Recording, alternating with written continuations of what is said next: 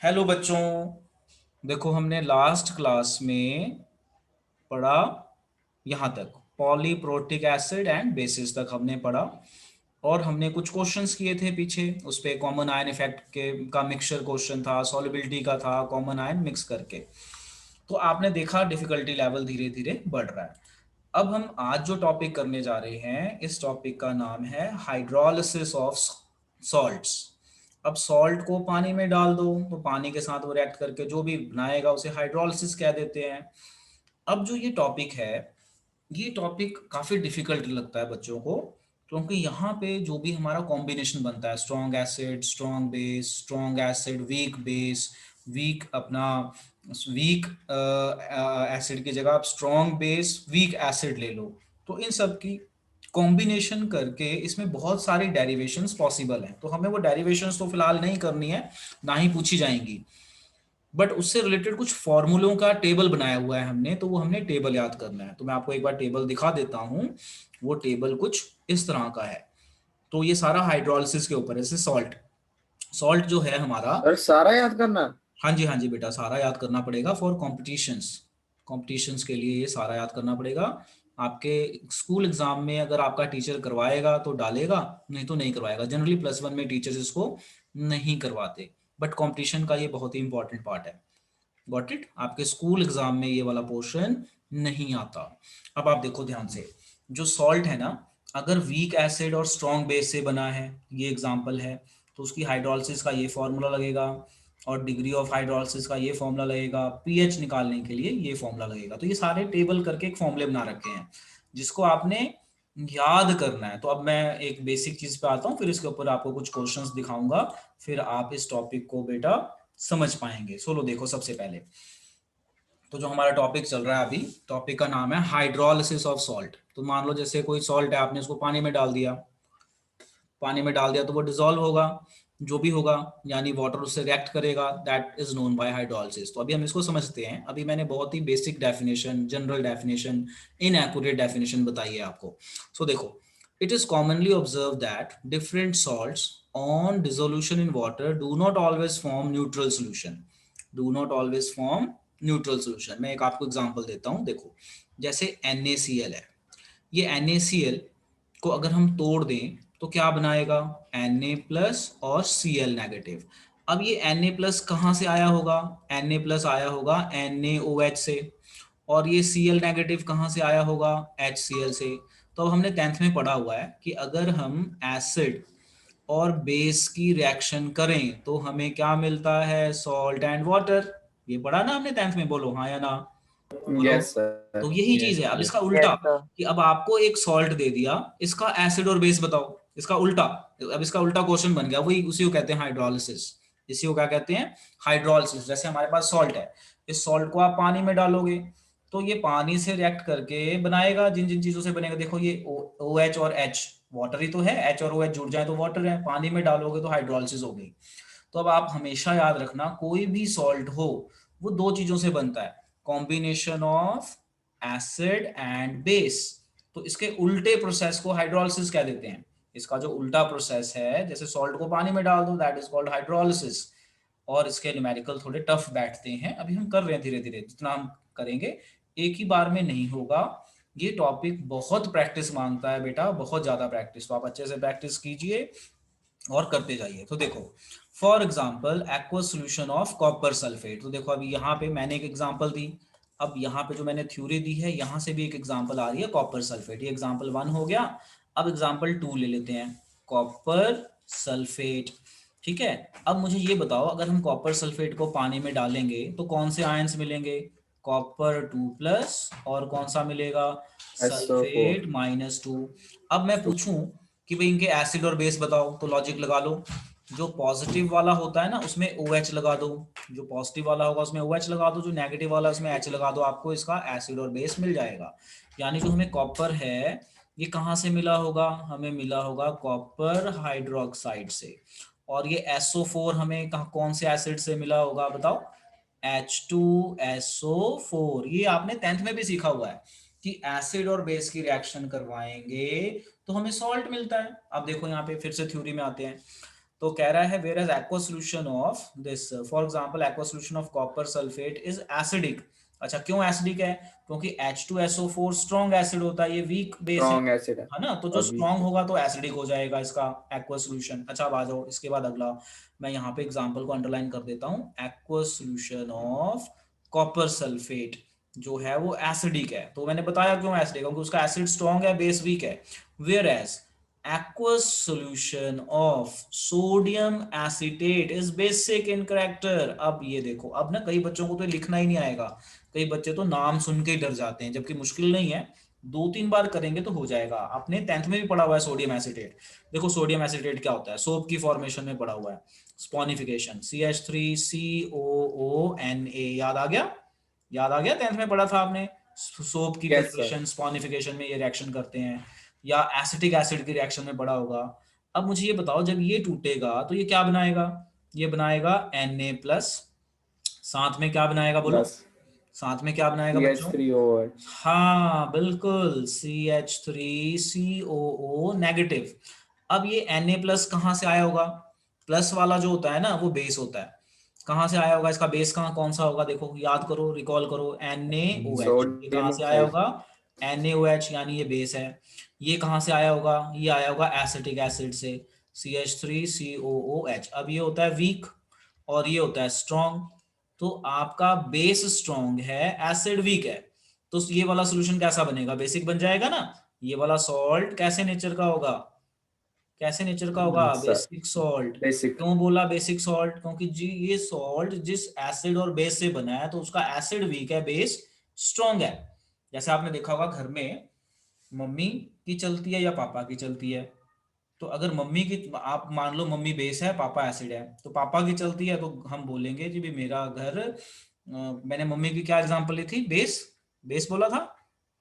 Yes sir. Yes. तो mummy की चलती है तो बेसिक है हमारा घर, पापा की चलती है तो एसिडिक है, ऐसे समझ जाओ। एसिडिक। समझ गए ना? तो just given the example to understand this, तो आप इन चीजों को समझिए। तो हाइड्रोलिसिस इसी को कहते हैं। अब डेफिनेशन देखें क्या कहता है, तो ये आएगा नहीं पेपर में, बट मैं जस्ट फॉर योर नॉलेज बता रहा हूँ। अगर आपके स्कूल टीचर ये टॉपिक करवाते हैं तो वो जरूर डालेंगे, बट ये जनरली मैंने देखा है कि +1 इंटरनल एग्जाम होता है, टीचर्स ये वाला टॉपिक नहीं करवाते, पॉलीप्रोटिक पे खत्म कर देते हैं, बट कॉम्पिटिशन्स में आता है तो उसके लिहाज से बेटा करवाना पड़ता है, तो आप इसको कीजिए। अब देखो क्या कह रहा है। This is due to the fact that salt on dissolution in water undergo dissociation to form ion. These ion can interact with water molecules and thereby produce either acidic or basic solution.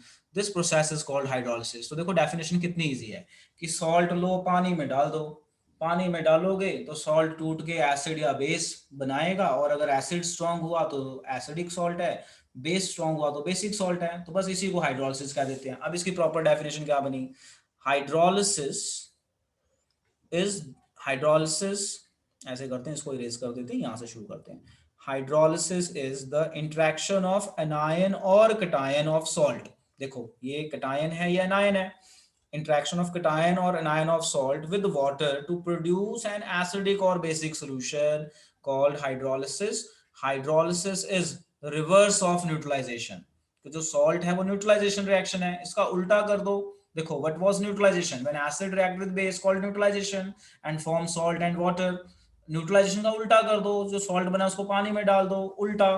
तो इसलिए लिखा है hydrolysis is उल्टा of neutralization. तो अब आप करेंगे क्या? आप सिर्फ इसको नोट कीजिए और इसको नोट कीजिए, नोट करके डन बोलिए। तो अब देखो बेटा, मैंने आपको बता दिया हाइड्रोलिसिस क्या होती है, इसका कंसेप्ट बता दिया। अब हम, जैसे मैंने आपको बताया कि जब हम सॉल्ट को पानी में डिसॉल्व करेंगे तो एसिड या बेस बनाएगा, तो एसिड और बेस बनाएगा तो एसिड स्ट्रांग हुआ तो हमारा एसिडिक सॉल्यूशन है, बेस स्ट्रांग हुआ तो बेसिक सॉल्ट है ना। अब इसी को रिलेट करके हमने कुछ डेरिवेशंस की हैं, सारी डेरिवेशंस नहीं की हैं, और फिर उसके बेस पे एक टेबल बना रखा है, तो टेबल हमें डायरेक्टली याद करना है। अब मैं आपको यहाँ पे बता रहा हूँ, समझो। देखो मैं क्या बताने जा रहा हूँ। देखो हाइड्रोलिसिस ऑफ अनायन, जैसे मान लीजिए Ba एक सॉल्ट है, उसको मैंने पानी में डाला तो Ha बन जाएगा और BOH बन जाएगा। अब जो ये Ha है ये A नेगेटिव है, A नेगेटिव को पानी में डालूंगा तो ये Ha कैसे बना होगा? जो A, ऐसे समझो, ऐसे हवा में बोलूंगा ना तो समझ नहीं आएगा, ऐसे समझो। देखो Ba है, इसको मैं अगर पानी में डालूंगा तो क्या बनाएगा, B पॉजिटिव A नेगेटिव बनाएगा, पानी में डालेंगे।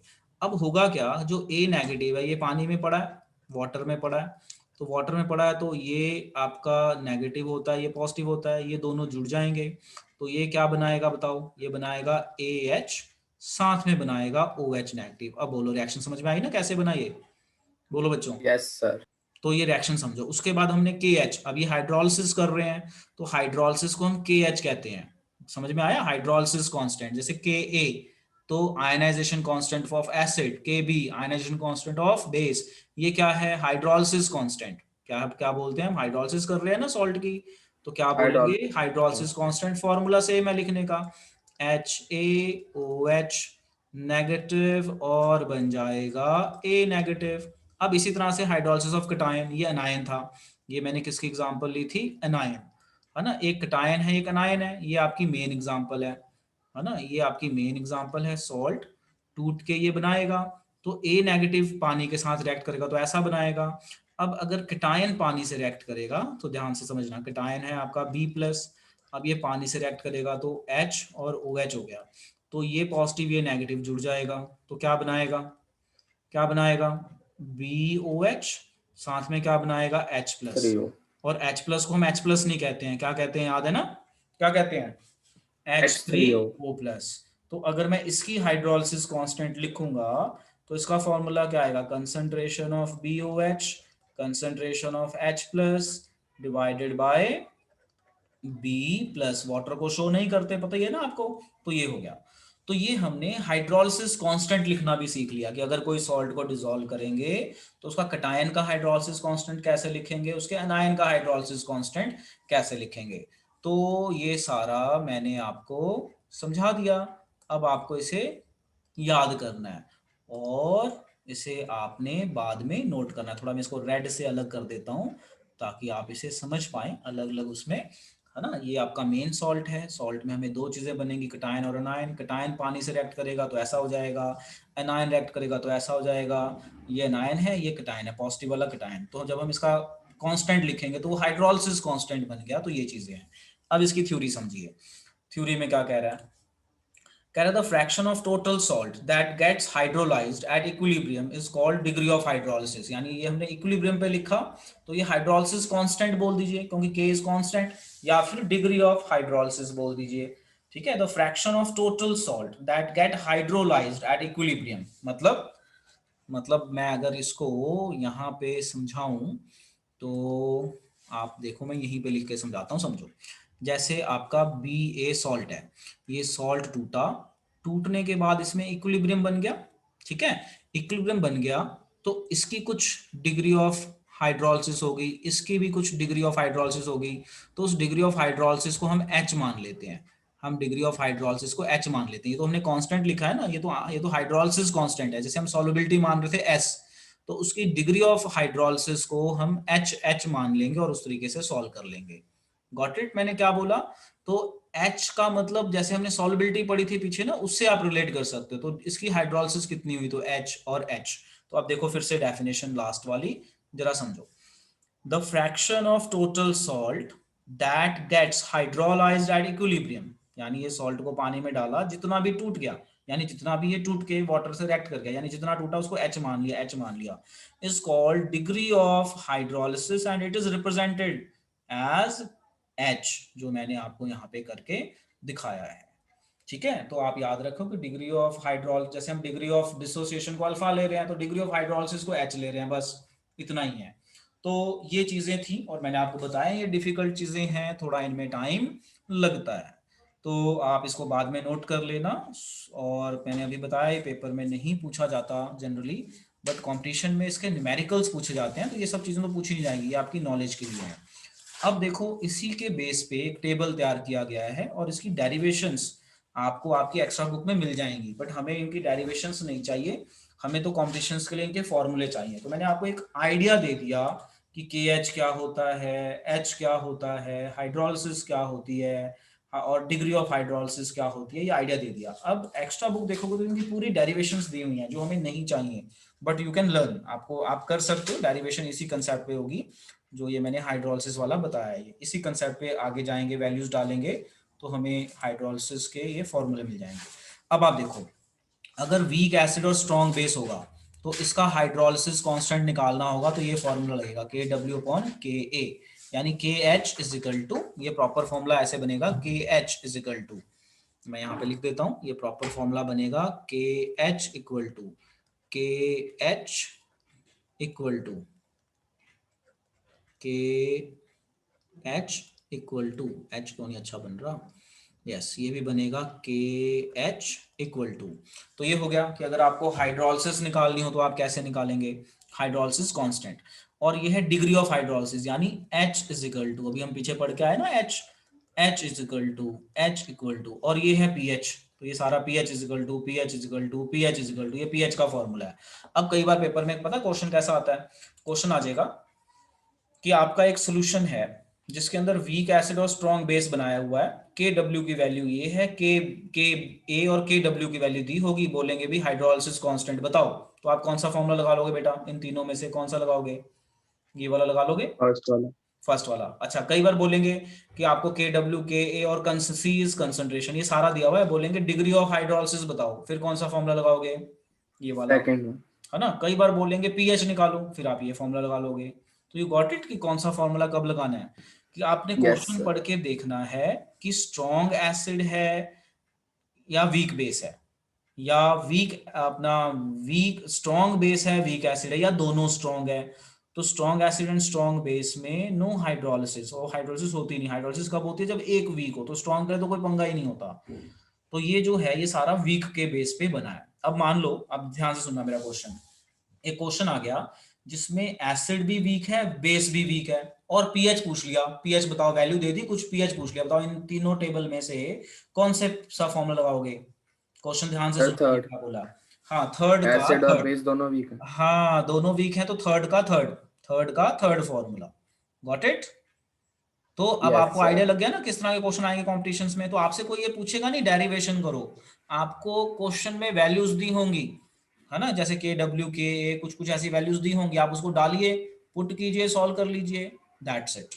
चलो आगे चलते हैं। तो आई होप आप ये समझ गए होंगे, ये थोड़ा सा लर्निंग है, इसकी डेरिवेशंस भी बहुत ज़्यादा है, सीबीएसई सिलेबस में ये इसकी डेरिवेशंस नहीं है, इसके बारे में पेपर में हमारा मतलब +1 में जो हमारे इंटरनल एग्जाम होते हैं उसमें नहीं आता, कॉम्पिटिशन्स में इस पे क्वेश्चन बेटा आता है 4 नंबर में, मतलब कॉम्पिटिशन में भी ये चार चार नंबर के जो क्वेश्चंस बनते हैं उसमें ये इंपॉर्टेंट है। अब हम आगे चलते हैं। अब एक इक्वेशन है, इस इक्वेशन का नाम है हैंडरसन हैसलबैच इक्वेशन, मतलब नाम सर पढ़ते हैं ये तो ऐसा टॉपिक लगता है नोट जैसे कोई करना है। कार है, जब हम ये नाम पढ़ते हैं ना तो नाम पढ़ के लगता है किसी कार ब्रांड का नाम है ना, ऐसा ही लगता है ना। चलो अब आप यस सर। ध्यान से सुनो ये क्या कहता है, ये हाइड्रोलिसिस पे बेस्ड है और इसकी हम डेरिवेशन देख लेते हैं, आएगी नहीं पेपर में बट हम इसको देख लेते हैं और फिर हम कुछ क्वेश्चंस भी फटाफट देख लेंगे। तो देखो बच्चों, टॉपिक का नाम है हमारा हैंडरसन हैसलबैच इक्वेशन। क्या कहता है ये सर इक्वेशन, ये वाला नोट करना है हमने। हाँ जी बेटा नोट करना है, we can derive a general equation for calculating pH of any buffer solution, यानी इस इक्वेशन को यूज करके हम पीएच निकाल सकते हैं फॉर एनी बफर सोल्यूशन, यानी ये बफर सोल्यूशन के साथ रिलेट करता है, और ये इक्वेशन का नाम दिया हैंडरसन हैसलबैच इक्वेशन, ये साइंटिस्ट के नाम है। अब क्या हुआ, मान लीजिए कोई सॉल्ट है, आपने पानी में डाला, पानी में डाला तो ये बन जाएगा के ए, ये एसिड है ना, एच एक, ये सॉल्ट को नहीं बोलेंगे, एच एच है तो एसिड है, पानी में डाला तो के ए बन जाएगा, और के ए की वैल्यू ये आ जाएगी। टेकिंग लॉग बोथ साइड, तो लॉग ले लिया, अब आपको मैंने लॉग सिखा रखा है, लॉग ले लो, लॉग लोगे तो ये बन जाएगा, there is no problem at all, ये बन जाएगा, बोलो ए प्लस बी है ना, तो ए प्लस बी ये 1/a हो जाएगा, यस सर।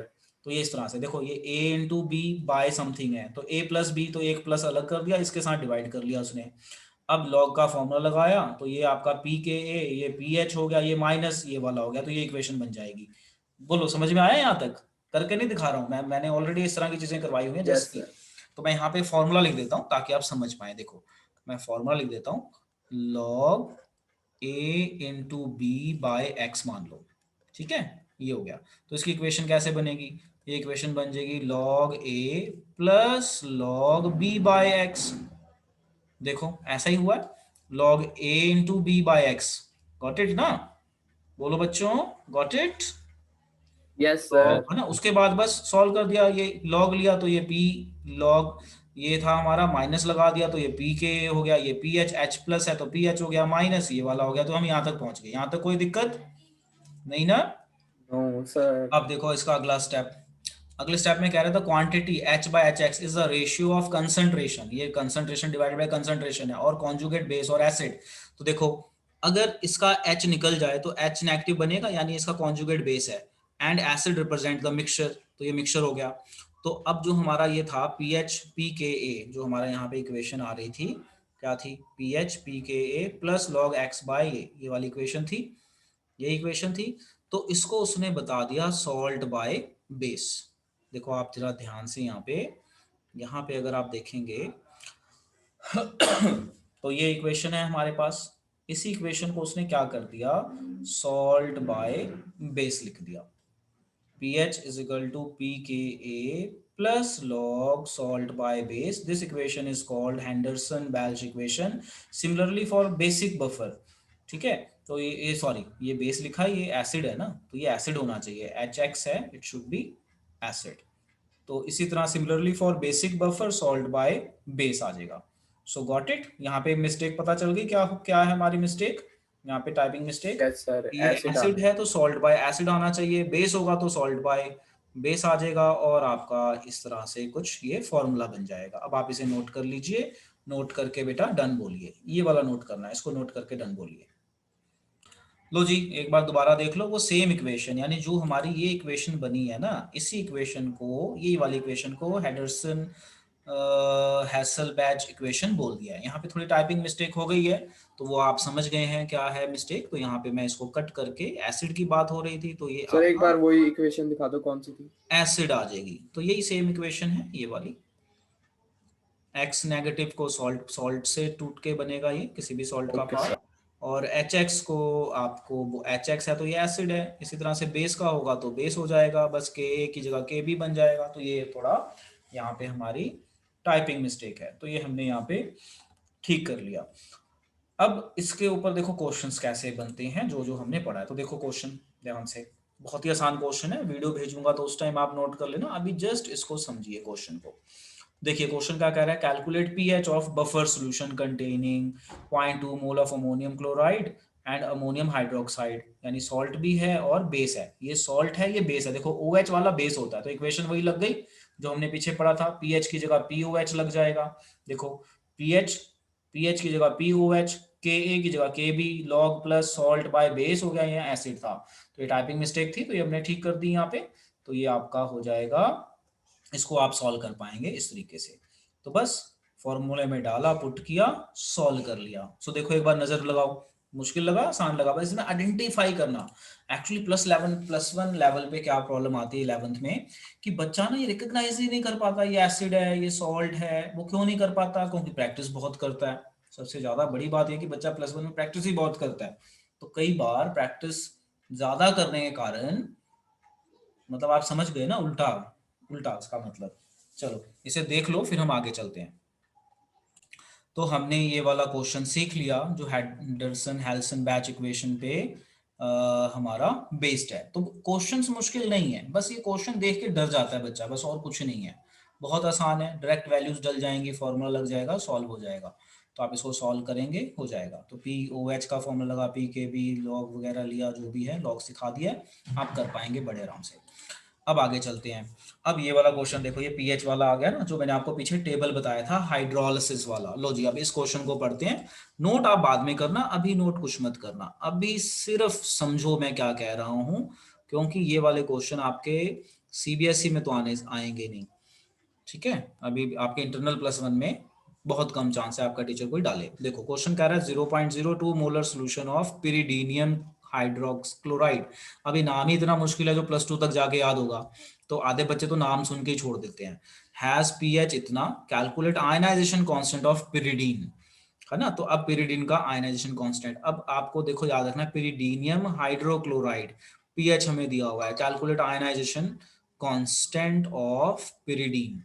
तो पिरिडीन जो है आपका बेस में आता है, और ये एसिड है, तो ये स्ट्रॉन्ग एसिड है और ये आपका वीक बेस है। तो अब देखो स्ट्रॉन्ग एसिड और वीक बेस में जो हमने टेबल पढ़ा था, कहाँ गया स्ट्रॉन्ग एसिड वीक बेस, ये रहा, ये फॉर्मूला बन रहा था पीएच का। अब यही आइडेंटिफाई नहीं होता तो वो ना +2 तक जाके आपका ठीक होएगा। मैंने बोला ये कंपटीशन का पार्ट है, ये वाला पार्ट तो बच्चा +1 में समझ ही नहीं पाता, कई जगह पे बहुत टाइम लगता है क्योंकि फॉर्मूले है ना जैसे पिरिडीनियम, तो ये नाम थोड़ा फैमिलियर होने में टाइम लग जाता है क्योंकि हम ये नाम कम यूज करते हैं, ऑर्गेनिक में हम यूज करेंगे तो ये वाला फॉर्मूला लग गया बस। अब ये आइडेंटिफाई करना ही मुश्किल है कि स्ट्रॉन्ग एसिड है वीक बेस है, ये चीज है। देखो दोनों स्ट्रॉन्ग तो हो नहीं सकती, तो HCl कैसे आइडिया लगाया, HCl स्ट्रॉन्ग है, HCl जो है आपका स्ट्रॉन्ग एसिड है, तो दूसरा वीक बेस हुआ, है ना, क्योंकि दोनों स्ट्रॉन्ग में तो ये कुछ भी नहीं होने वाला, तो हमारा ये फॉर्मूला हाइड्रोलिसिस। लग जाएगा। तो शॉर्टकट समझ में आया कि कैसे शॉर्टकट उठाना है? शॉर्टकट समझ में आया बच्चों, बोलो। यस तो ये इस तरीके से है। Yes, आप sir. देखो फॉर्मूला लगाया, जो जो वैल्यू दी थी पुट कर दी और सॉल्व कर दी, तो ये चीज थी। तो इसकी तो प्रॉपर डेरिवेशंस भी आपको मिलेंगी, जो हमें नहीं चाहिए, बिल्कुल भी नहीं चाहिए, वो आपके एक्स्ट्रा बुक्स में बेटा मिलेंगी। तो ये चीज आपको पता चल गई, हमने इसको कैसे बेटा सॉल्व करना है। तो ये है थोड़ा difficult, I agree, but by practice. देखो मैंने कैसे आइडिया लगाया कि आपको मैं समझा रहा हूँ। पिरिडीनियम का नाम आपने सुना नहीं, HCl का नाम सुना है, तो HCl स्ट्रॉन्ग होता है तो ये वीक हो गया, यानी स्ट्रॉन्ग एसिड और वीक बेस का कॉम्बिनेशन है। तो हमने वो टेबल में देख लिया कौन सा कॉम्बिनेशन है, पीएच याद कर लिया, सॉल्व कर लिया। तो इस तरीके से आप इसको कर पाएंगे, थोड़ा प्रैक्टिस करना हो जाएगा, प्रैक्टिस करना हो जाएगा, मैं बोल रहा हूँ हो जाएगा। अगला क्वेश्चन देखो, अब जो ये हमारा अगला क्वेश्चन है, अब ये हमारे नॉर्मल पीएच पे बेस्ड क्वेश्चन आ गए हैं। अब आप इन क्वेश्चंस को देखिए किस तरीके से क्या है। देखो जी ये हमारा लास्ट क्वेश्चन रहेगा, यहाँ पे ये हमारा चैप्टर हम खत्म करेंगे। सो देखो जी लास्ट क्वेश्चन, क्वेश्चन कह रहा है the solubility of SrCl2 SrOH2 strontium hydroxide at this is this, यानी सॉल्युबिलिटी दी हुई है, सॉल्युबिलिटी दी हुई है ग्राम लीटर। इसको मैं मास से डिवाइड कर दूं तो मोल पर लीटर मोलैरिटी बन जाएगा, इसके मास से देखो